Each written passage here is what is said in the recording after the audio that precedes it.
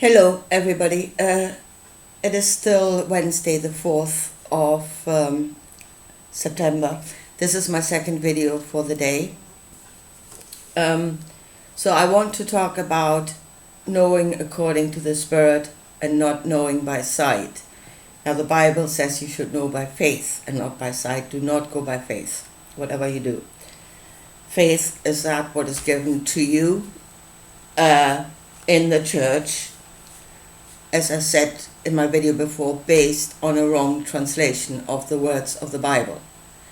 Yeah, and it's not that they make a mistake, because there are dictionaries out there that point that mistake out, but they are not correcting it in the book, knowingly, not correcting it in the book, and they're knowingly teaching the false translations. So do not go by faith,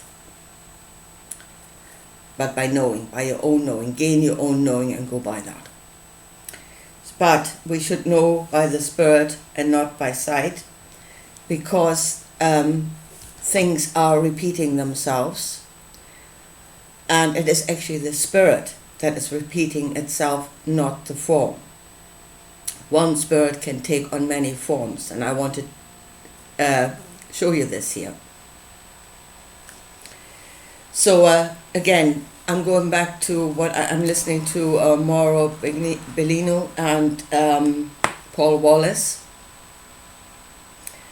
I left a link under my last video. You can check out their videos about the translations of words in the Bible that would give a completely different meaning to the text. Now,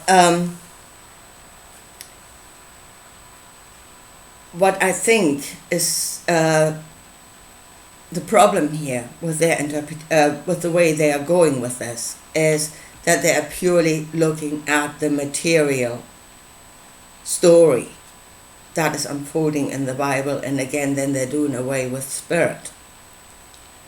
Yeah, and we need to see both, to see the entire picture, the spirit and the form that it creates.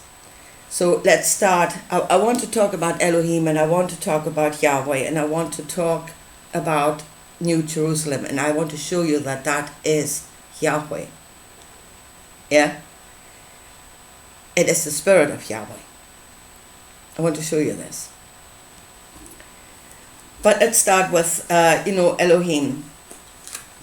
And again, they are saying, and I would go with that, yeah, that they were beings, actual solid beings that were in this world, and that the Hebrew ancestors especially interacted with. Yeah, they had the solid experience, or the experience of the solid outcome of the spirit, which is the greatest form of knowing. You know, when it actually bites you in the backside, then you know, physically. And you don't have to reason about it anymore in the spirit, you know.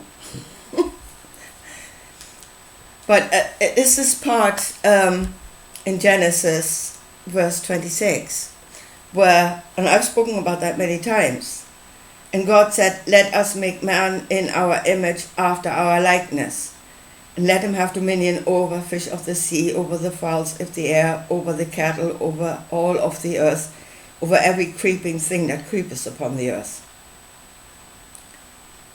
So again, Paul Wallace is translating that as God said, "Let us make man to look like us." And then you are going by sight. Yeah? You're looking at the material image, and I don't think we look like God. Materially, our material image is formed by the material that this world is made out of, which is carbon-based. So we are carbon-based. We have a carbon-based image. But if you look at that as in the spirit, so when God says, "Let us create man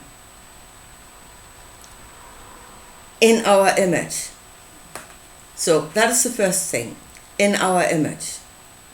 What is the image of God? God is I am. I I am that I am. I know myself. That is God. I know myself. So when God says in our image, in the image that we have of ourselves, how we know ourselves. And God knows himself as that will rule over, that will have dominion over the fish of the sea and the fowl of the air. They know themselves as the elevated being that rule over everything else. That is the image that they have of themselves. And they will create man, a different kind of consciousness, to become like them, to see themselves as that. We are gods, we are that which rules over everything else. And that is in the spirit. Yeah, that has got nothing to do with the physical form. And then in our likeness, to become like us. Out of how you see yourself, you act. So, and that is Elohim. It is really a mindset, or how you see yourself and how you act out of that. That is Elohim. And as I said, Elohim could take many forms. It can take the form of a human being when the human being becomes Elohim. Becomes of that mindset. And as I said, if there's an alliance of, beings out there, like reptilians, like others, they could all be Elohim, meaning they were reptilian man and then they became Elohim, of that mindset that I'm elevated above everything else, and and then they all club together to have dominion over this world.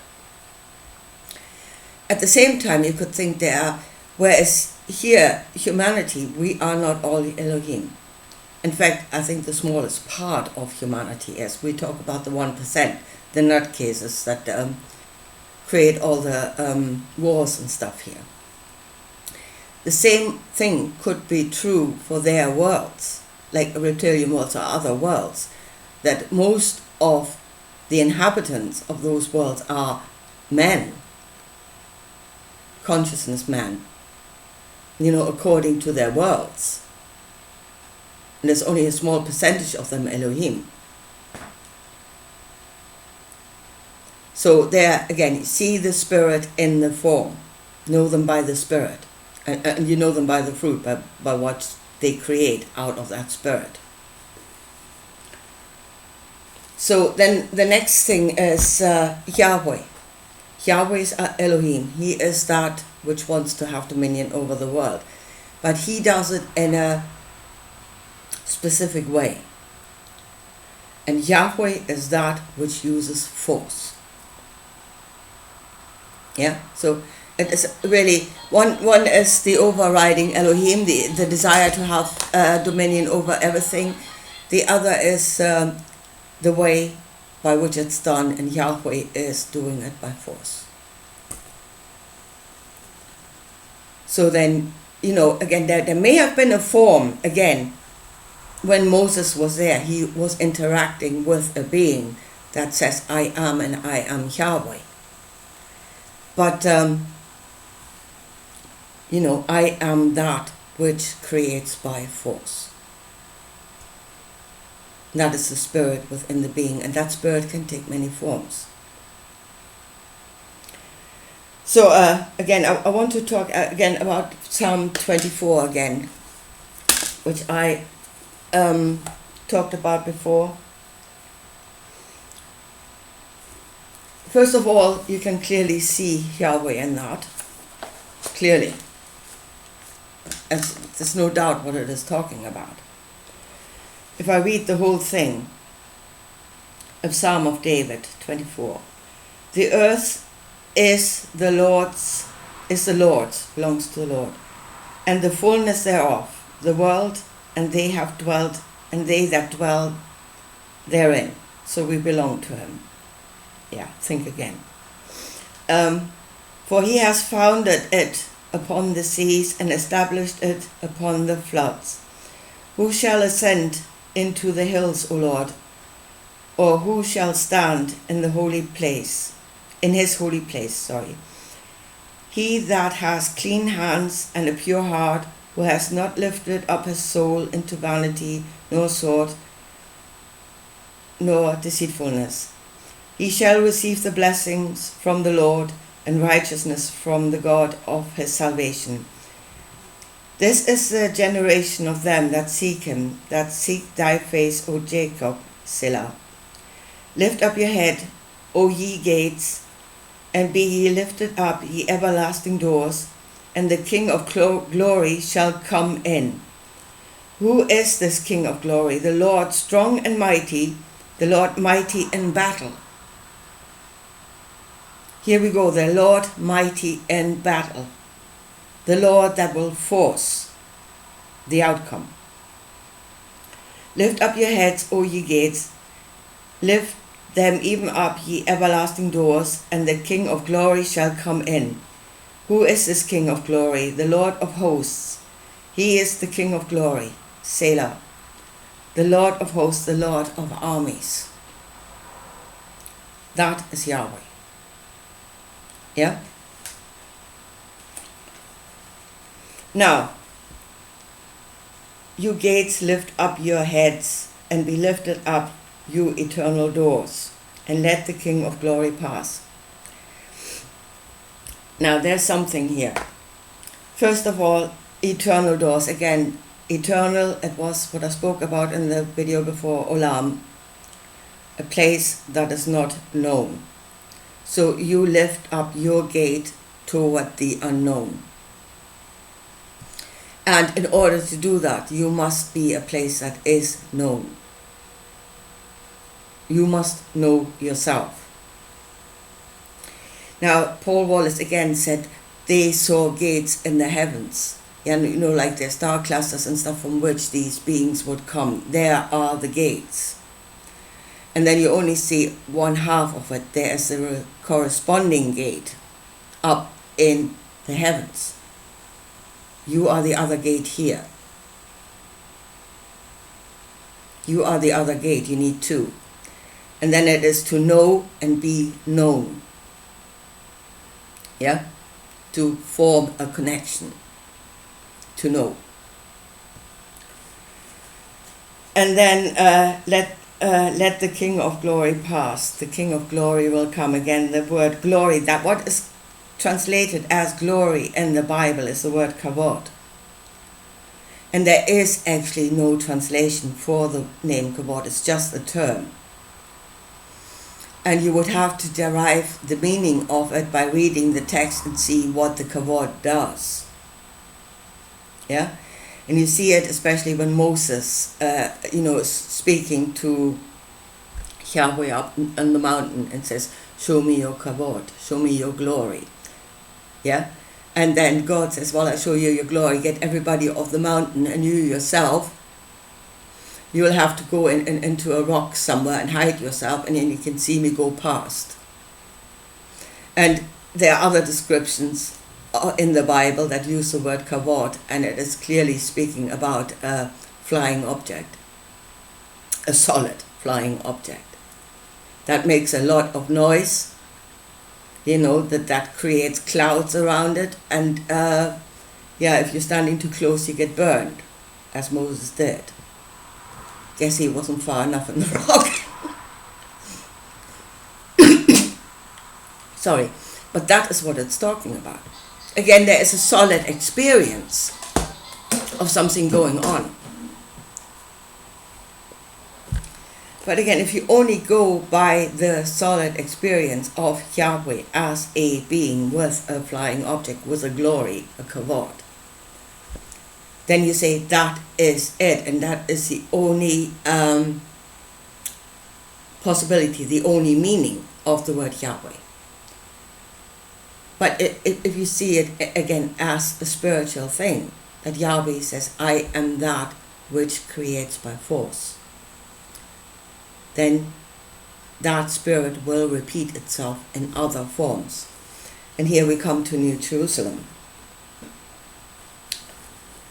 Now, I think that's 2 videos back now if you want to watch it.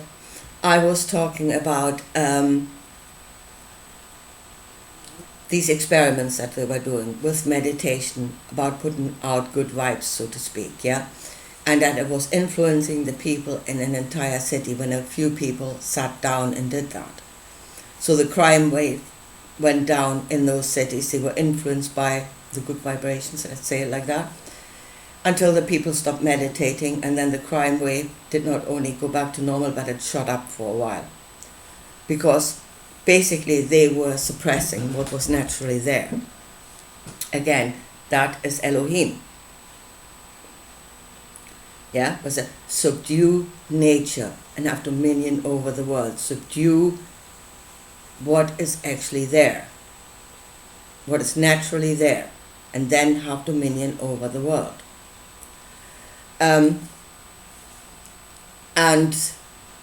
I said, to me, it could be that New Jerusalem, it looks like a technological, as I said, Borg cube, where people go in, and again, Christians, you're not the ones. There are 144,000 specially trained, I would say specially raised men that will go in there, probably to meditate. And then, you know, we will be in the Spirit of God, Spirit coming out of the cube that will subdue what is naturally there, and we will all be happy, happy, happy. And we probably will have nothing, but we won't care anymore, yeah, because we are subdued by whatever comes out of that cube, and we're happy, happy, happy. Actually subdued, we're actually being taken to a higher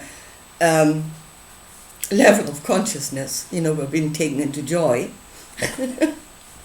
Not based on the reality around us, but forced into that. And you see, there is Yahweh. I will create by force. So if you have in the Old Testament a being with a kavod, with a flying object, that is Yahweh, there you have a technological cube with some people going into it. And it is both Yahweh, 2 completely different forms, but the same spirit. I will create by force. So then if somebody says, oh, that's not Yahweh because, you know, there's not a guy there with, or that's not Anunnaki because they don't look like Anunnaki. No, know them by the spirit, not by the form. And that's the last thing I want to talk about, and that is, again, something that was a mistranslation of the Bible, but again, it shows you Elohim, very much so.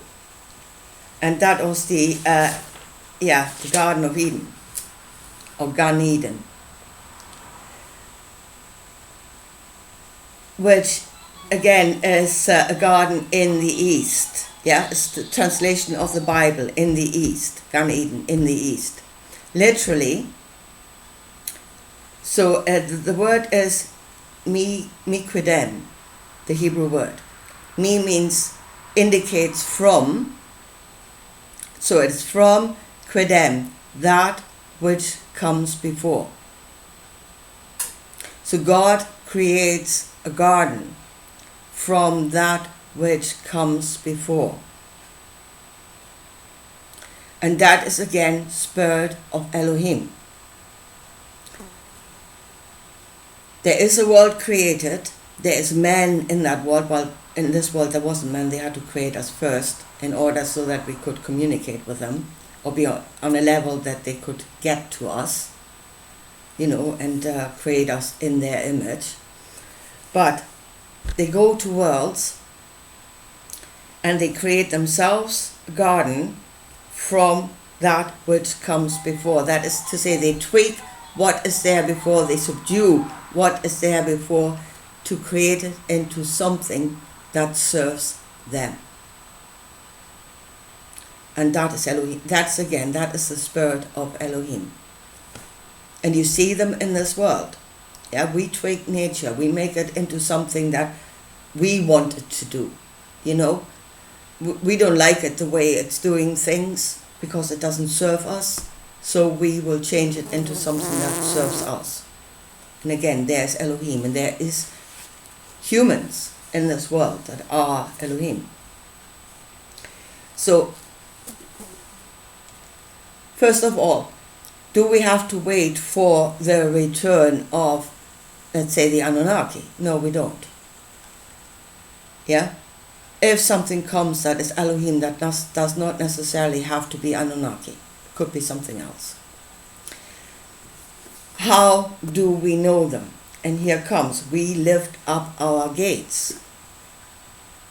Yeah? Into the unknown. And we connect with something. So we have the desire to know, and there's something out there that has the desire to be known. Yeah?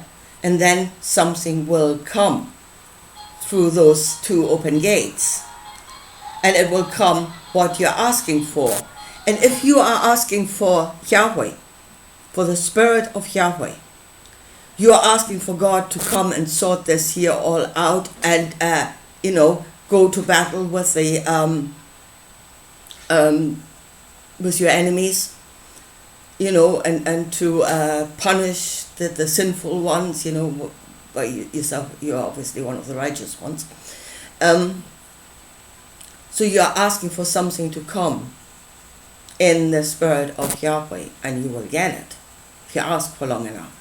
In the book of the Revelation, it is the Borg cube that will create for you, a reality in which you are happy, happy, happy, and all the bad things will go away, and it will be put on you by force.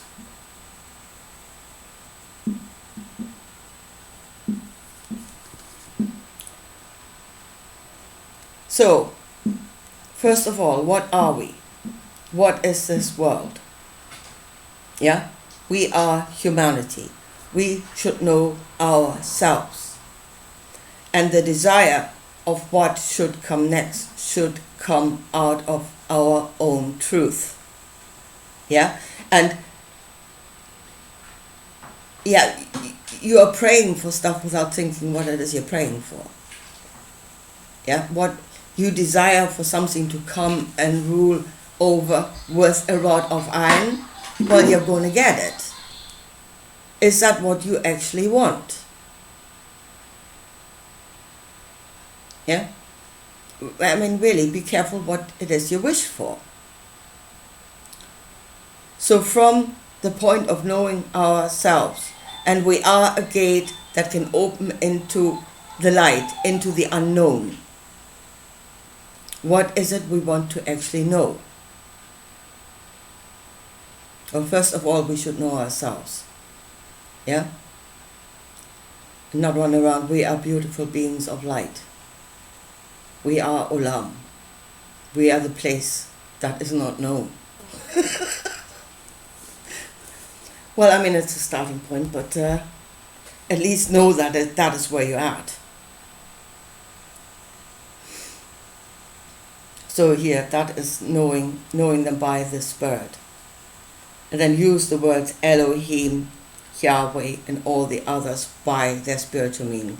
Elohim are those that want to have dominion over the world. There are other Elohim that will go about it in different ways. Yeah?